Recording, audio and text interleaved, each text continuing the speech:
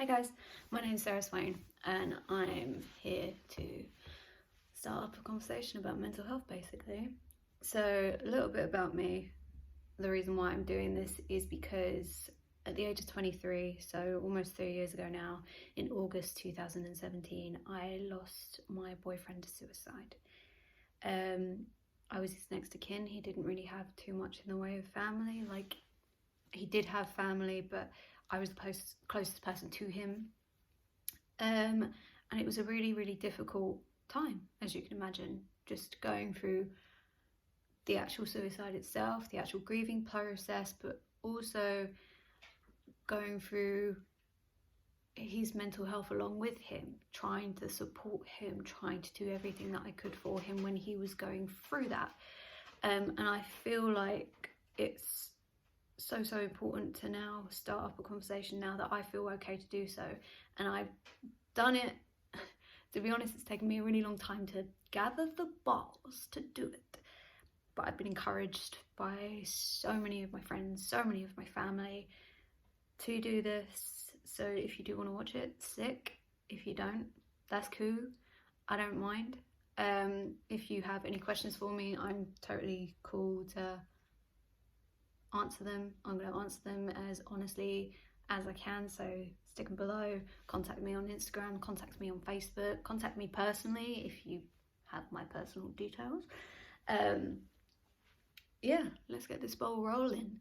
I could start off by answering loads of questions that I've been asked before, like how did you cope, and what was it like, and just loads of stuff. But I'm not going to do that. There is a couple of things that I just want to touch on for this first video, and that is, and I've really wanted to give my 2 pence on it for a while, that is to talk about some of the memes and stuff that I've seen that are trying to help people with mental health, but I feel like it's like the worst thing you could say to someone that suffers with anything, and that's statements like suicide is a domino effect, or you don't get rid of depression, you pass it on.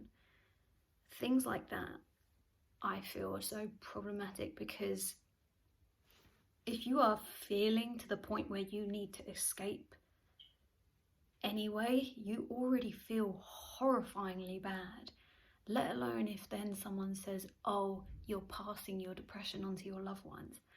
That is not true. You're not doing that at all. It is okay to not be okay, and it's okay to reach out to the people that you love. That's why they're there. It may feel sometimes like that's what people that love you are saying, but it's because they love you. It's because they are going through the pain of seeing their loved one in pain. And it's because, and I know it doesn't feel like it at the time, I know it's hard to believe, but it's because they love you that they are saying those things. And I'm not saying that I'm perfect. I'm not saying that I never said any shit stuff. I'm not saying that I ever didn't say any shit stuff. I did. I so did, and I regret it so much. But I said it because I was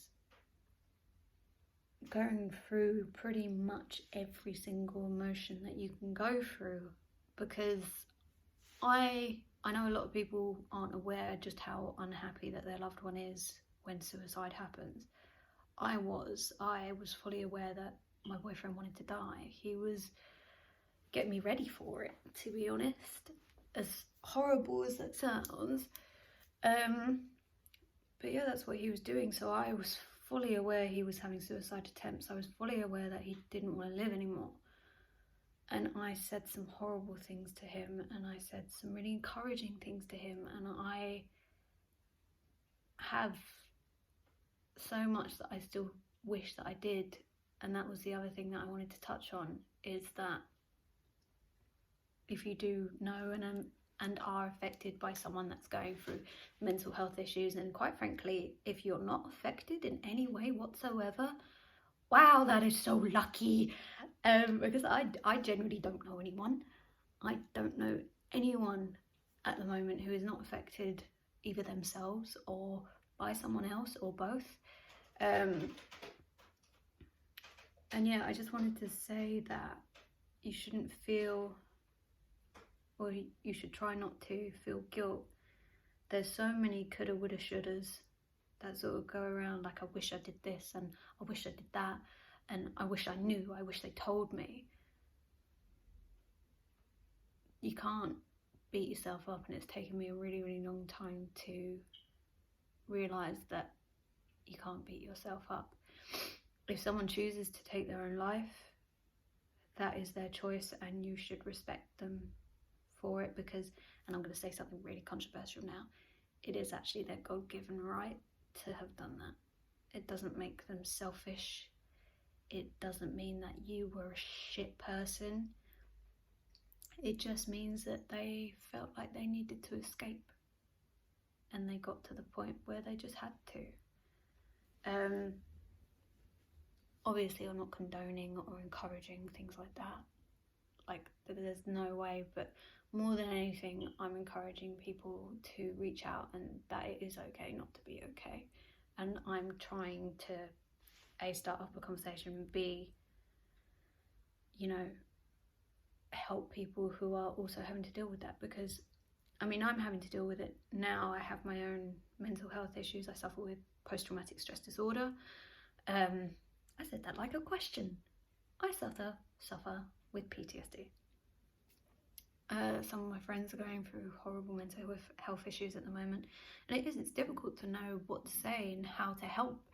And full disclosure, there is no magic words. There is nothing that you can say that is just gonna make it go away. Unfortunately, life don't work like that.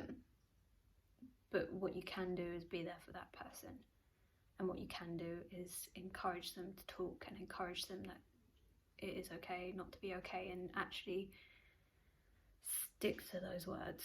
Don't guilt them. Don't try not to, obviously.